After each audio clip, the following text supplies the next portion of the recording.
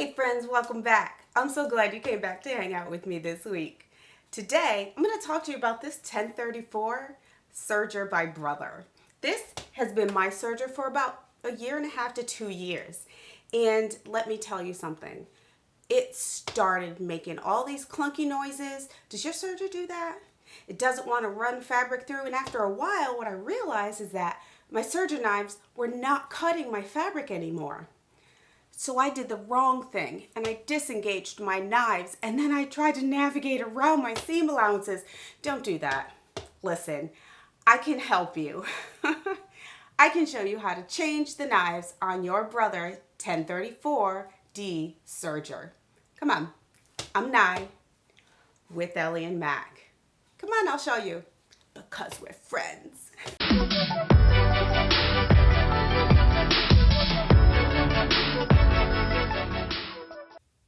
This is what I keep on hand to clean my serger. Liquid wrench, because it's cleaner than oil, a magnet to catch those pesky screws, a brush to brush out all the dirt, a couple of different screwdrivers, and of course, a vacuum cleaner for all those dust bunnies, and replacement knives.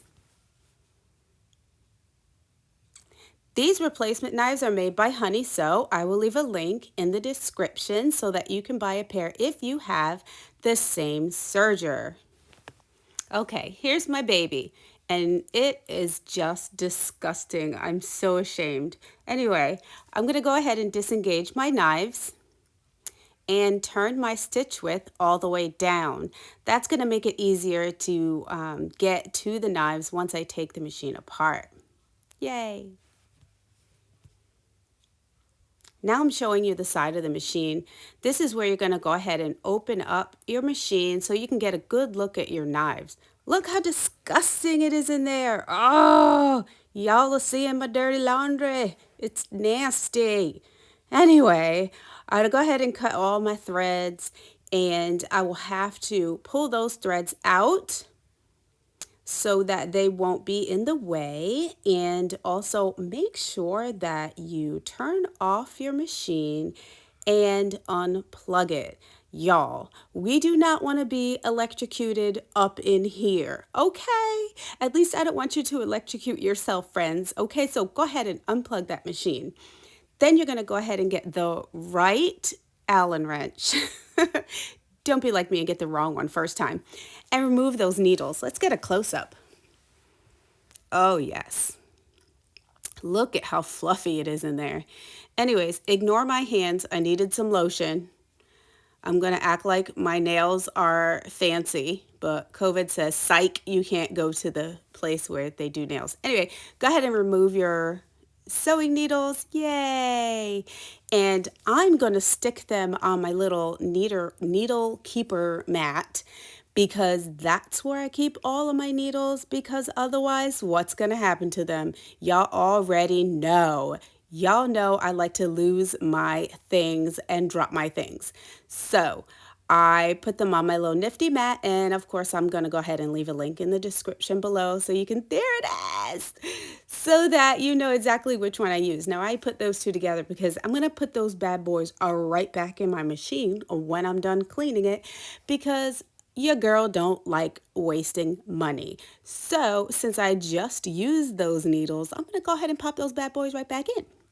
Now I'm going to use my little paintbrush. This is not a fancy brush, okay? I literally stole it from my kids' room, okay? And I rinsed it out so it was nice and clean and dry. And I'm just going to brush all the dust bunnies out so I can get to the pieces inside of my serger. I'm going to use my little vacuum cleaner once I can get it out.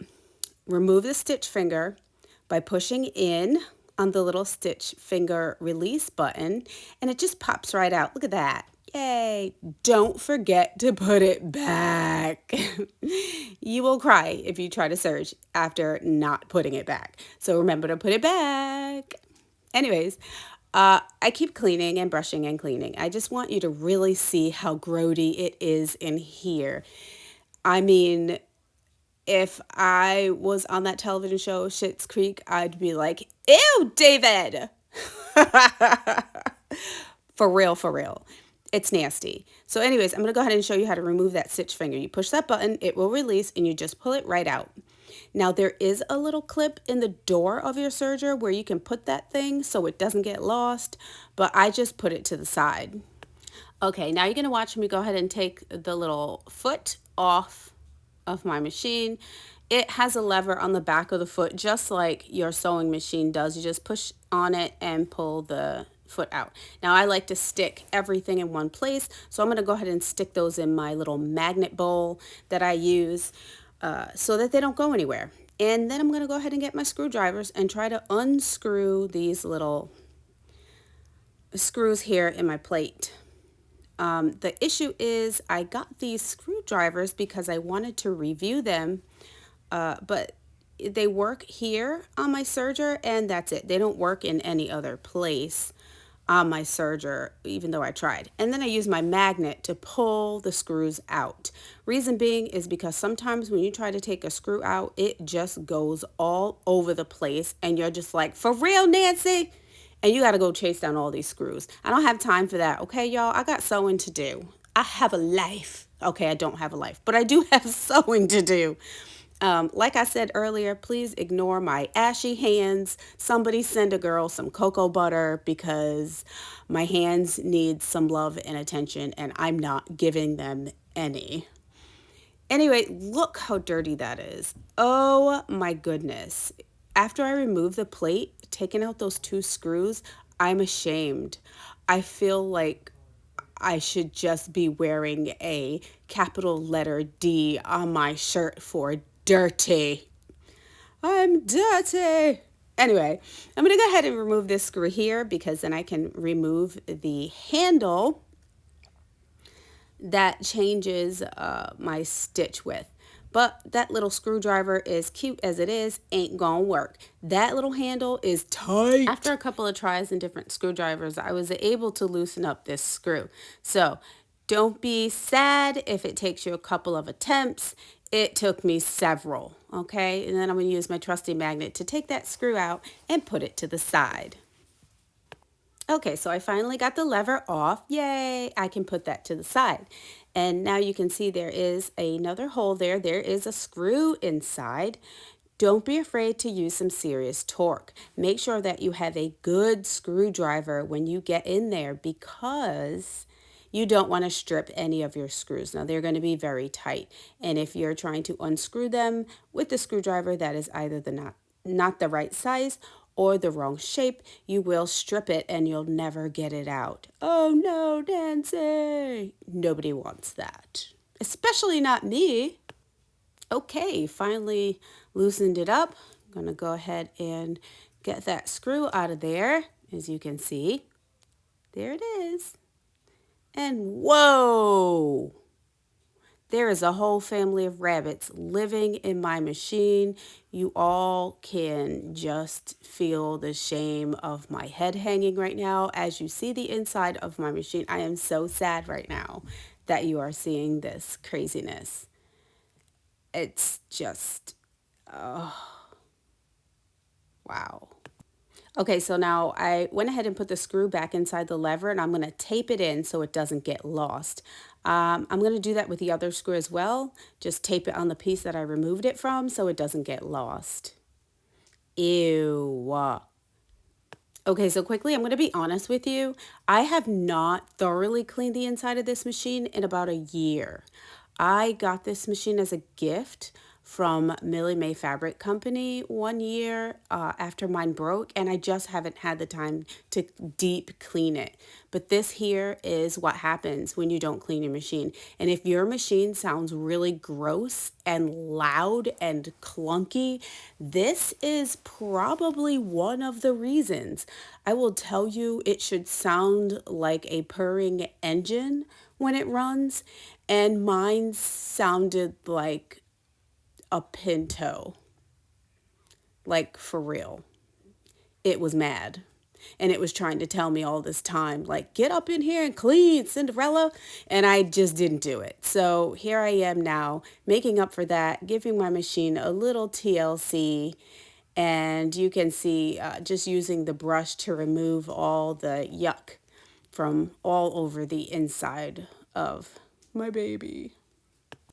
Now, I went ahead and sped this up so you can actually not be bored to death while you're watching me clean. Now, this vacuum that I used to clean the machine is the same vacuum from my review video. It comes with that nozzle on it, which I think is pretty good, and it has decent suction, but not so much suction that it's like gonna suck up all the things it's not supposed to. So I really like it for my machine. Am I gonna use it in my car? No. Sometimes do I use it to clean up crumbs? Sure. Is it working really well on my serger? Absolutely. So I like to keep it around for that purpose. From now on, I'll probably give my machine a little more TLC. Definitely deserves it as much as I put it through. Now we change the knives. There she is, in all her glory, nice and clean. That's the top knife. We're going to go ahead and remove that one first. Yes, look how nicely that loosened up. Just going to go ahead and unscrew it. Now, first, before you remove your knives, make sure you take some pictures because sometimes we forget what came from where and what it looked like before we took it out. And by we, I mean me. So yes, I took lots of pictures so that I can make sure that I put it all back exactly where I found it. This is a pretty easy task, but if you put a knife upside down or backwards, not so much fun for you. I like to take my old knife and put it in a little baggie so I don't mix it up with my new knives. These are my new knives. They are by Honey Sew and they are $9.35 on Amazon. I will leave a link in the description so that you can buy them if you need to. I like to hand tighten the upper knife and lower knife before I use the screwdriver just because it helps it stay in place. Don't be afraid that the mechanism moves in and out as you screw it. That's just one of the adjustments for when you are making your stitch width wider and narrower. So don't be afraid of that. It's all done. It's in there. Now we're going to go ahead and work on that lower knife. Go ahead and remove it with your screwdriver. Like I said, it's going to be a little bit tight. You might hear even a little crack when you first turn it, but that's nothing to worry about. Grab your magnet, get that little screw off of there, and make sure you don't lose it. I wanted to take a moment to show you where your knives should be seated. There are 4 grooves. Your knives should sit directly inside of them. Now I'm going to go ahead and spritz my machine with some liquid wrench. This stuff dissipates fairly quickly, and so it doesn't really leave a huge oily mess. You can also use sewing machine oil if you like. Now I'm going to go ahead and stick my upper knife in and manually tighten the screw. Afterwards, I'm going to go ahead and do it with a screwdriver to make sure that it's nice and tight. I have avoided saying that's what she said during this whole video. I just want you to know that. I like to give the machine a quick spritzy spritz, a wipe down, make sure I double check those screws, and then get started putting her back together.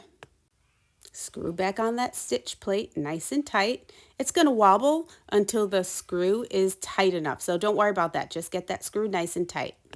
Put my stitch foot back on and then go to the side of my machine and put my little stitch finger in there. Yay! To put it back in, it's the same as when you take it out. You push the button, you put it in where the arrows meet, and that's it. Once that finger's in there, I give her a good go, make sure everything gets oil all over it, give it a wipe down the whole outside of the machine, and I am done. And she purrs like a kitten. Wasn't that easy? Thanks for watching. I hope that that video helps you to change your serger knives. I hope that it helps save you a little bit of money because it's something that you can do by yourself and it's quite simple. I hope that you like the content that I put together for you. I hope that you appreciate my videos enough to subscribe, like, and click the notification bell. I'm gonna go ahead and leave a video here that I think you might like. Anyways, I'll see you next Tuesday. I hope you have a glorious week and